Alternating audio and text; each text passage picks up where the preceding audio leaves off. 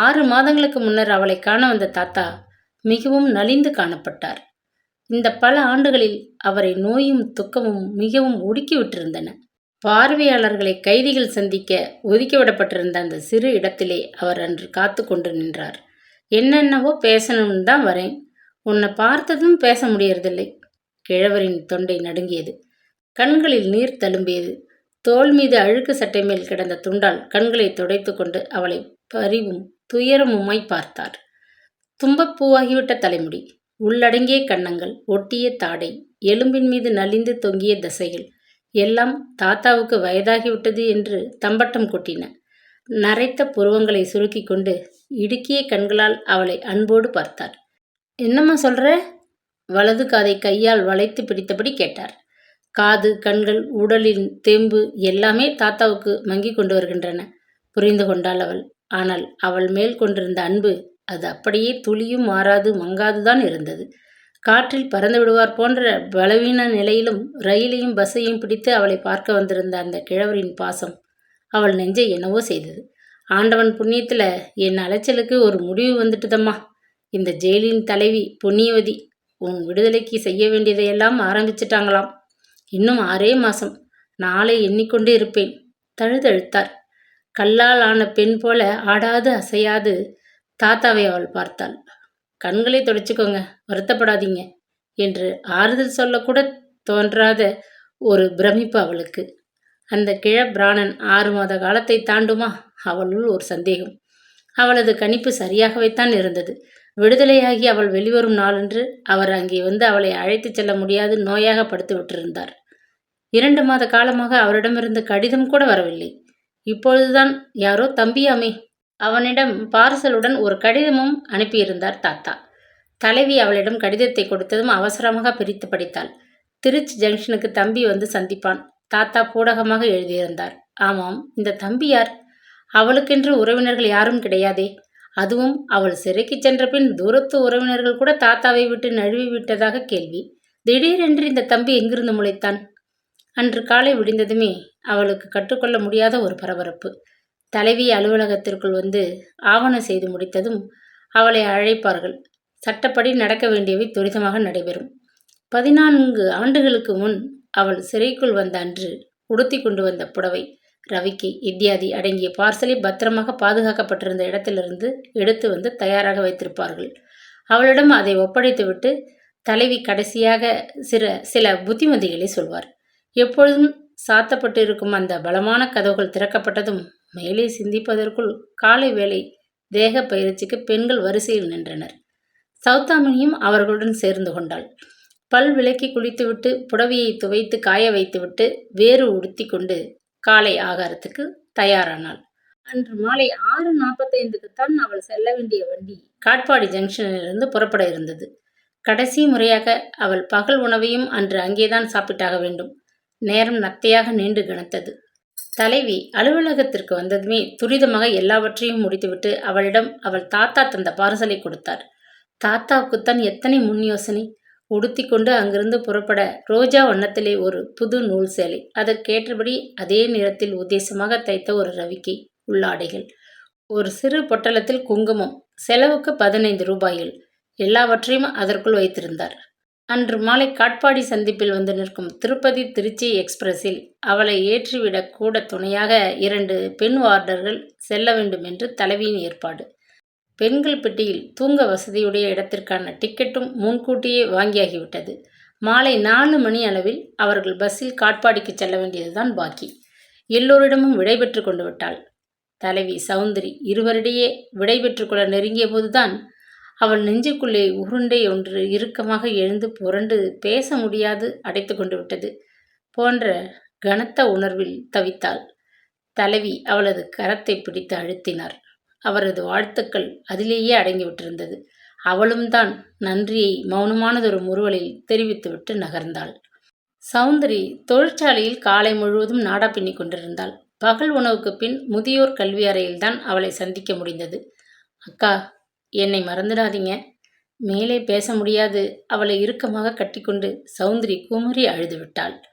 வண்டியில் ஜன்னல் ஓரமாக அவளுக்கு கொடுக்கப்பட்டிருந்த இடத்தில் சௌதாமினி உட்கார்ந்து கொண்டாள். தனியாக அவள் பயணம் செய்வதால் அவளை அப்போதைக்கு அப்போது கவனித்துக் கொள்ள வேண்டுமென்று வார்டர்கள் முன்னதாக கேட்டுக்கொண்டிருந்தனர். அதனால் வண்டி புறப்படும் முன் அவள் ஜன்னல் அருகே வந்து கார்ட் அவளை ஒருமுறை நன்றாக பார்த்து கொண்டார். அதை கவனிக்காதவள் போல சௌதாமினி தனக்கு துணை வந்த வார்டர்களுக்கு கையசைத்து விடைபெற்று கொண்டாள். வண்டி மெல்ல நகரத் தொடங்கியது. வேகம் எடுத்துக்கொண்டு நிலையத்தினின்று கிளம்பியதும் பளிச்சென்று விளக்குகள் எரியத் தொடங்கின. விடுதலை, விடுதலை என்று தண்டவாளங்கள் ஓசை எழுப்பினது போன்ற ஒரு பிரமை. மகிழ்ச்சியா, துயரமா, பரபரப்பா, இனங்காண முடியாத ஒரு கலவை உணர்வில் அவள் நெஞ்சு வேகமாக துடித்தது. உடல் முழுவதும் வியர்த்து கொட்டியது. புடவை தலைப்பை இழுத்து தலை மீது முக்காடு போட்டுக்கொண்டு ஜன்னல் மீது சாய்ந்து கொண்டாள். சிறிது நேரத்தில் பொழுது நன்றாக மறைந்து விட்டது. வெளியே கண்ணை கவ்விய அந்த இருள் கரித்தூளை அவ்வப்பொழுது அள்ளிக்கொண்டு வீர் என்று முகத்தில் வீசி கூந்தலை புரட்டிய காற்று, வானத்திலே சிதறி கண்ணை சிமிட்டிய விண்மீன்கள், பக்கத்து பெட்டியில் உரத்த குரலில் பேசிய பெண்மணியின் சிரிப்பொலி. சற்று நேரத்தில் பெட்டியில் இருந்த மற்ற பெண்கள் ஒரே குடும்பத்தைச் சேர்ந்தவர்கள் தங்களது ஸ்டீல் டிஃபன் பாக்ஸை திறந்து விட்டனர். வண்டி முழுவதும் புளிசாதத்தின் பெருங்காய மனம். ஏம்மா, நீயும் ஒரு பிடி? வம்பு கலைந்த எதிர்விட்டு பாட்டி சாதம் நிறைந்த பாத்திரத்தை நீட்டினாள். பசிக்கலம்மா, வேண்டாம் மறுத்துவிட்டு முகத்தை ஜன்னல் பக்கம் அதிகமாக திருப்பி கொண்டாள் அவள். நினைத்து பார்க்க வேண்டியவை, தீவிரமாக சிந்திக்க வேண்டியவை எத்தனையோ ஏராளமாக மனதிலே புரண்டு கொண்டிருக்கையில் அவளுக்கு யாரிடமும் பேச விருப்பமில்லை. சிறிது பொழுதில் சாப்பாட்டு கடையை கட்டிவிட்டு அந்த பெண்கள் துப்பட்டிகளை விரித்து கொண்டு படுத்து விட்டனர். அவர்கள் இருந்த பெட்டியை உள்ளே தாளிட்டு விட்டு அந்த கிழவியும் கீழ்ப்பலகையில் உடலை நீட்டி கொண்டு விட்டாள். எல்லோரும் உறங்கிய பின்னர் சௌதாமினி பையில் இருந்த ஒரு வாழைப்பழத்தை எடுத்து உரித்து தின்றாள். கையோடு கூட கொண்டு வந்த சிறு பாட்டிலிருந்து ஒரு வாய் தண்ணீரை விழுங்கினாள். அதற்குள்ளே வயிறு நிறைந்துவிட்ட உணர்வு. திருச்சி ஜங்ஷனில் இறங்கி பின்னர் சேலம் செல்லும் பஸ் பிடித்து வழியில் மணக்கரையில் இறங்கி மாட்டு வண்டியை தேடி 10 கிலோமீட்டர் உள்ளே ஓடிய பாதை வழியே போய் வேங்கைப்பட்டி வடக்கு தெருவை அடைய வேண்டும். தெருமுனையிலேயே வீடு. சென்னையில் அவளும் தாத்தாவும் வசித்த காலத்திலே பூட்டி கவனிப்பாரின்றி கிடந்த வீடுதான். அவள் சிறைக்கு வந்த பின் தாத்தாவுக்கு அடைக்கலம் கொடுத்தது. இப்போ அவளுக்கும். ஓவென்று இரைச்சலிட்டு கொண்டு ஓடிய ரயில் வண்டிக்கு வெகு தொலைவில்தான் வேங்கைப்பட்டி இருந்தது. ஆனால் அவள் எண்ணங்கள், நினைவுகள் எல்லாம் ஒரே நொடியில் அந்த ஊரை எட்டி பிடித்தவுடன் அவர்கள் வீட்டருகே ஓடிய வாய்க்கால் கரையோரத்திற்கு ஓடிச் சென்று வட்டமிட்டன. காலத்தாலும் அழிக்க முடியாது ஆழமாக மனதிற்குள்ளே பதிந்து கொண்டு விட்ட நினைவுகளுடன் அவள் ஒன்றி போய்விட்டாள். நேரம் பின்னோக்கி ஓடியது. அப்போது அவள் 10 வயது சிறுமி. பிறந்த சில மாதங்களிலேயே பெற்றோரையும் பாட்டியையும் ஒரு பஸ் விபத்தில் எழுந்துவிட்டு பாட்டன் அரவணைப்பில் வளர்ந்து கொண்டிருந்தவள். இன்னொரு பெரிய விபத்தில் பாட்டனுக்கு பாரமாகிவிடப் போவதை கற்பனை கூட செய்ய முடியாத பள்ளிக்கூட சிறுமி. ஒரு கோடை விடுமுறை நாள் போது வாசலில் நீர் தெளித்து பெருக்கி விஸ்தாரமாக கோலம் போட முனைந்து விட்டிருந்தாள். கருத்துடன் புள்ளிகளை வைத்து கவனமாக கோலப்பொடி கோடுகள் இழுத்து இணைப்பதில் தன்னை மறந்திருந்த சமயம் டக்கென்ற ஓசையுடன் ஒரு கால்பந்து அவள் முகத்தில் வந்து வேகமாக மோதியது. கையில் இருந்த கோலைப்பொடி கிண்ணம் தவறி விழுந்து சிதறியது. மடையா, கண்ணு மண்ணு தெரியாமலா விளையாடுகிற? ஆத்திரத்துடன் கூச்சலிட்டவள் எதிரே நின்ற இளைஞனை வெறித்தாள். பக்கத்து தெரு பெரிய தனக்காரர் சண்முகத்தின் மகன் அவன். பட்டணத்திலே படிக்கிற திமிர். உனக்கு வீதியில பந்தாடச் சொல்லுது. துணிச்சலுடன் கத்திய அவனை கண்டு ஒரு கணம் அதிர்ந்து போனான். இவள் வாத்தியார் வைத்தியலிங்கத்தின் பேத்தியா? பெரிய வாயாடி போல இருக்கே. லேசாக மேல் உதட்டிலே மீசை அரும்பத் தொடங்கி விட்டிருந்த பருவத்து இளைஞன் அவனை ஒரு சின்ன குட்டி அதட்டுவதா? ஆத்திரம் பற்றி கொண்டு வந்தது. தெரியாம உன் மேலே பட்டுவிட்டது, அதுக்கு ரொம்ப அழட்டிக்கிறியே. பெரிய தனக்காரர் மகன் என்கிற திமிர் உன்னோடையே இருக்கட்டும். என்ன சொன்ன? பல்ல தட்டி கையில் கொடுத்துடுவேன். என் கை பூ பறிக்காது, தெரிஞ்சுக்கோ. தாத்தா வெளியில் வந்து எட்டி பார்ப்பதற்குள் அந்த இளைஞன் பந்தை தூக்கி கொண்டு பறந்து விட்டான். உனக்கு ஊரொம்பு எதுக்கு? தாத்தா அதட்டிய போது அவள் விசும்பி விசும்பி அழுதாள். அவள் போட்ட கோலத்தை அவன் அழித்து விட்டானே என்ற ஆத்திரம். வாழ்க்கையே பின்னர் அலங்கோலமாகிவிடப் போகிறது என்று அவளுக்கு அப்பொழுது என்ன தெரியும்? அடுத்த முறை அவனை அவள் மாரியம்மன் திருவிழா கூட்டத்திலே சந்தித்தாள். இப்பொழுது அவள் பாவாடை தாவணி அணியும் பருவ பெண். அவன் கல்லூரி மாணவன். மிட்டாய் கடை கூட்டத்திலே முட்டிக்கொள்ள இருந்தபோது இருவரும் பிரமித்து போய் நின்றனர். அடுத்த முறை அவன் விடுமுறைக்கு வந்தபோதுதான் அந்த நேசமான சந்திப்பு ஏற்பட்டது. ஒரு நாள் காலை வாய்க்கால் கரையோரம் வளைந்து தழைத்து விட்டிருந்த மரக்கிளை மீது உட்கார்ந்து கொண்டு அவன் பல் துளக்க குச்சியை கடித்து கொண்டிருந்தான். 1 வருஷத்துக்குள் அவன் எப்படி மாறிவிட்டிருந்தான்?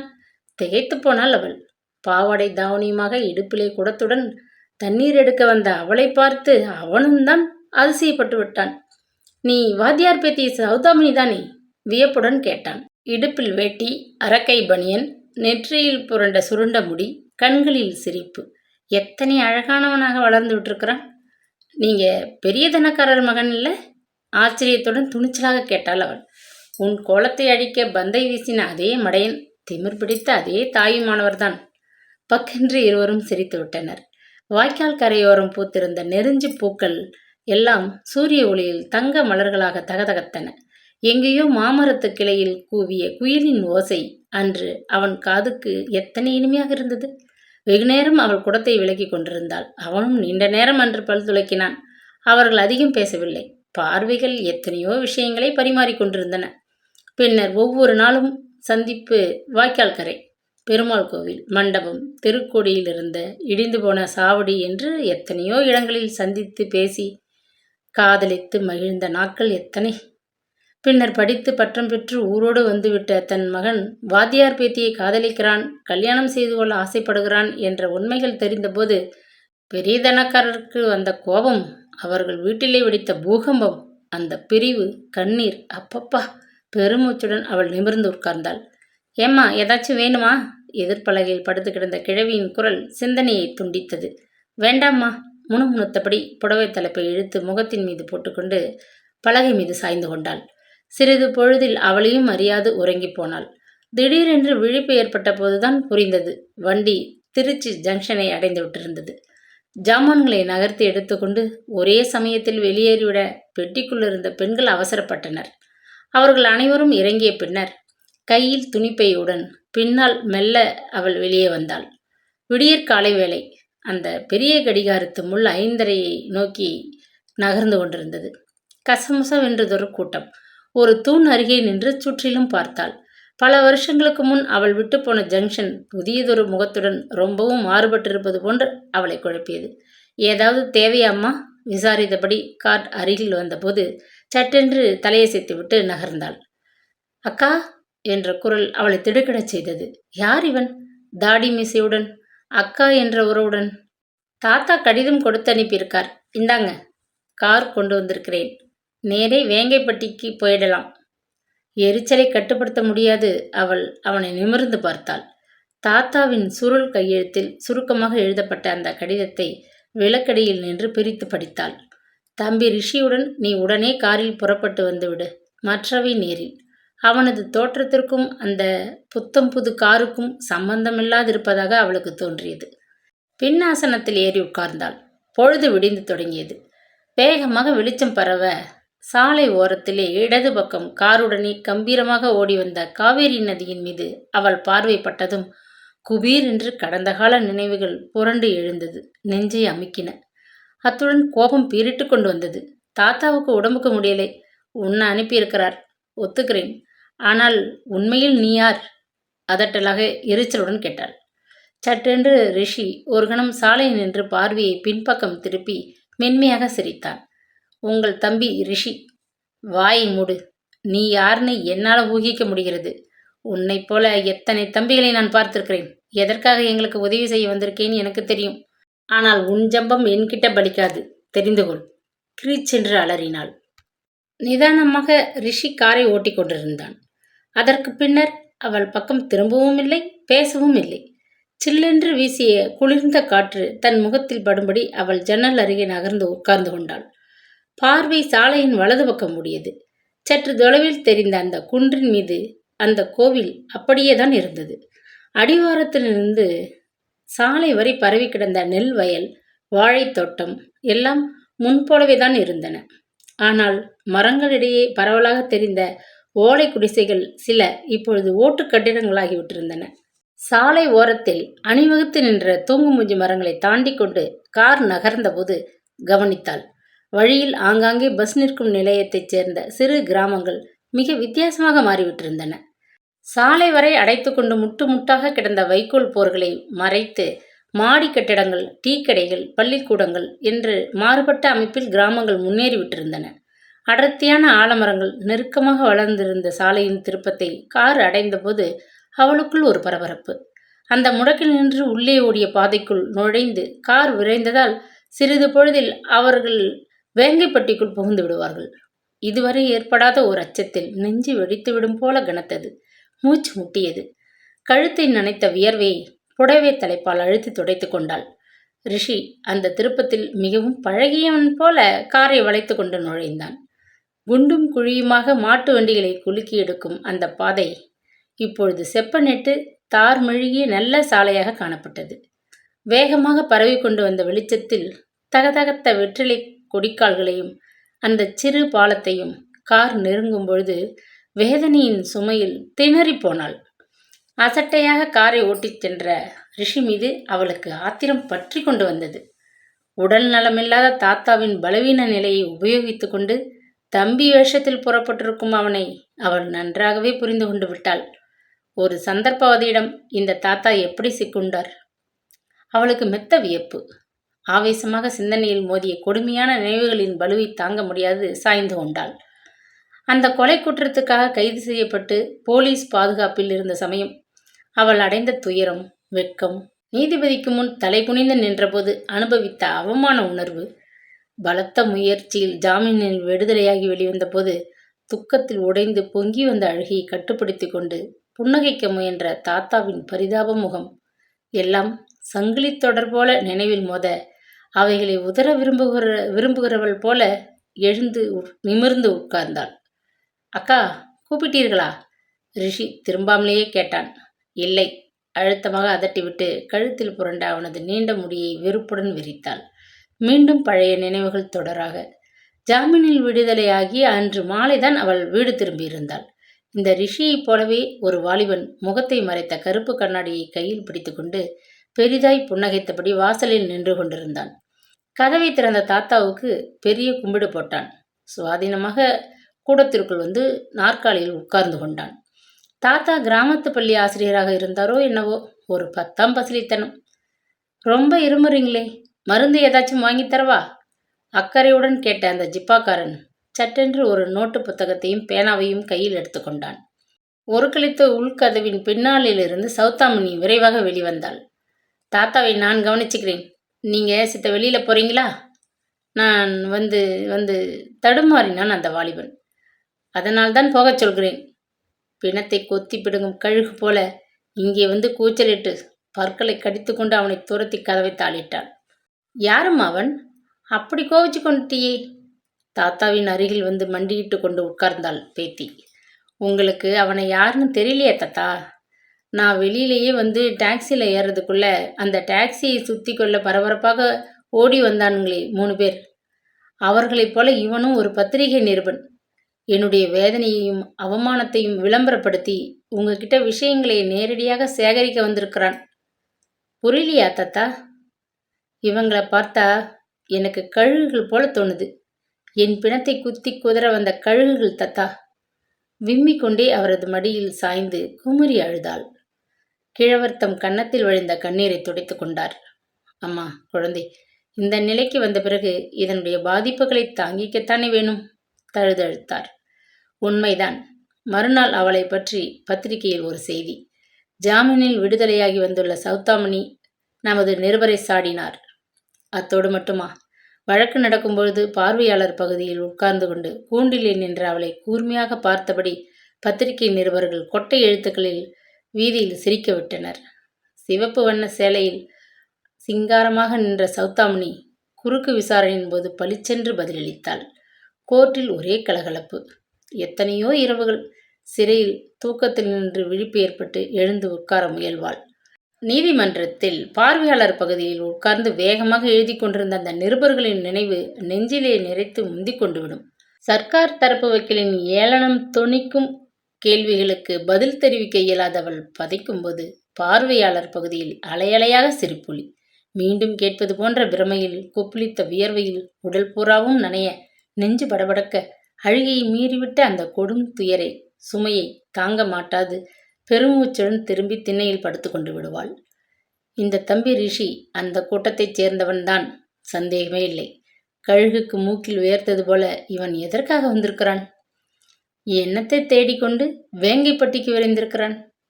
அவளது மறுவாழ்வில் மண்ணை வாரி போடவா இந்த தம்பி வேஷம்? பலத்த இந்த முன் ஏற்பாட்டிற்கு பதிலாக அழுத்தமான விஷயத்தை கொத்தி பறித்து கொண்டு போகத்தான் இந்த நடிப்பு. அயோக்கியன். நினைவில் நின்று திடுக்கிட்டு விழித்து கொண்டாள். வடக்கு தெருவின் அருகே கார் சென்று கொண்டிருந்தது. அவர்கள் வீடுதான் முகப்பில் முன்பு இருந்தது. இப்பொழுது அதற்கு முன் ஒரு பெரிய கட்டிடம். இதென்ன, எதிர்பக்கத்து ஓட்டு வீட்டுக்கு பதில் 2 அடுக்கு மாடி. வினாடியில் தெரு முழுவதும் பார்வையை பரவவிட்டு அவள் அதிர்ந்து போனாள். அடுத்ததாக இருந்த கூரை வீடுகள் எல்லாம் மாறி சிறு சிறு மாடி வீடுகளாக காட்சி தந்தன.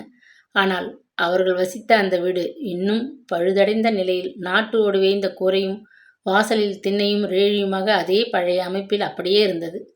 வாயிலில் காரை நிறுத்திவிட்டு இறங்கிய பின் ஆசனத்து கதவை திறந்து விட்டான் ரிஷி. அவள் கையில் இருந்த பையை வாங்கி கொண்டு கார் கதவை சாத்தி பூட்டிவிட்டு படிகள் மீது வேகமாக ஏறினான். அடையாளமே தெரியாம ஊர் மாறி போயிருக்கேன்னு உங்களுக்கு தோணும். ஆனால் மனிதர்கள் மாறலைங்கிறது சட்டுன்னு புரிஞ்சுக்கினீங்க. நீங்க வரப்போறத பத்தி ஊரே தெரிஞ்சு கொண்டுட்டு இருக்கு. ஒவ்வொரு ஜன்னலிலும் எத்தனை தலைகள், வாசலில் எட்டி பார்க்கிறவங்க எத்தனை பேர். ஓரக்கண்ணால் பார்த்தாள் சௌதாமினி. எதிர் சாரியில் ஒரு வீட்டு வாசலில் சில பெண்கள் தங்களுக்குள் தாழ்ந்த குரலில் பேசிக்கொண்டு அவளை விழுங்குகிறவர்கள் போல் பார்த்து கொண்டிருந்தனர். இவதான் நேத்து தான் விடுதலையாச்சான், எல்லாம் பேப்பர்ல போட்டிருக்கு, ஒருத்தியின் குரல். திண்ணை மீது உட்கார்ந்திருந்த பொடியின் கையில் 1 ரூபாய் நாணயத்தை வைத்து ரிஷி அழுத்தினான். சொன்னபடி செஞ்சிட்ட. பத்திரமா வீட்டை இத்தனை நாள் பார்த்துட்டு இருந்ததை பற்றி சந்தோஷம். இப்போ உங்க வீட்டுக்கு ஓடு. உன்னை தேடினாலும் தேடுவாங்க. அவனை அனுப்பிவிட்டு கதவை திறந்து கொண்டு உள்ளே நுழைந்தான். வரவேற்பு கொடுக்கிறா போல வாசலில் வந்து நிற்கிறாங்க பார்த்தீங்களா? இவங்க உங்களுக்கு உதவுவாங்கன்னு நினைக்கிறீங்களா? சௌதாமணிக்கு ஆத்திரம் ஆவேசமாக வந்துவிட்டது. நீ மட்டும் உதவவா வந்திருக்க? கத்தி கேட்க துடித்தாள். உதட்டை கடித்து கொண்டு உள்ளே விரைந்தாள். கூடத்தில் கயிற்றுக்கட்டிலில் கயிறாக நலிந்து கிடந்தார் தாத்தா வைத்தியலிங்கம். அருகில் வந்து உற்று பார்த்தாள். போர்வை மீது லேசாக மார்பு கூட அசைவது தெரிந்தது. கொஞ்சம் வாசலில் போயிரு, தாத்தா கிட்ட நான் கொஞ்சம் பேசணும், காரமான குரலில் உத்தரவிட்டாள். மெல்லியதாக புன்னகைத்தபடி ரிஷி வெளியே சென்று விட்டான். முகத்தருகே குனிந்து கொண்டு தாத்தா தாத்தா என்று மெல்லிய குரலில் 2 முறை கூப்பிட்டாள். பஞ்சு பூத்தது போல மீசையும் தாடியும் மண்டி கிடந்த முகத்திலே ஆழமான குழிகளுக்குள் மூடி கிடந்த கண்கள் மெல்ல திறந்தன. வந்துட்டியம்மா சௌதா? தளர்ச்சியிலும் தழுதழுத்தது அந்த குரல். குடிக்க கொஞ்சம் தண்ணி. கிழவர் திணறியதும் சட்டென்று அவள் சுற்றிலும் பார்த்தாள். சுவர் ஓரமாக கிடந்த மேஜை மேல் ஒரு கண்ணாடி டம்ளரில் தண்ணீர் தயாராக மூடி வைக்கப்பட்டிருந்தது. டம்ளரை எடுத்து அவர் வாயருகில் மெல்ல சாய்த்தாள். 2 மடக்கு தண்ணீர் கடைவாயில் வழிவதைக் கண்டு திடுக்கிட்டு போனாள். தாத்தா இப்படி பாருங்க தாத்தா. மறுபடியும் அந்த உடலை லேசாக குலுக்கிவிட்டு மூக்கின் அருகே கையை வைத்து பார்த்தாள். விடுதலையாகி பேத்தி திரும்பிவிட்டாள் என்ற மகிழ்ச்சியில் தாத்தா வைத்தியலிங்கத்தின் உயிர் நலிந்த அந்த உடலை விட்டு மெல்ல நழுவி கொண்டிருந்தது.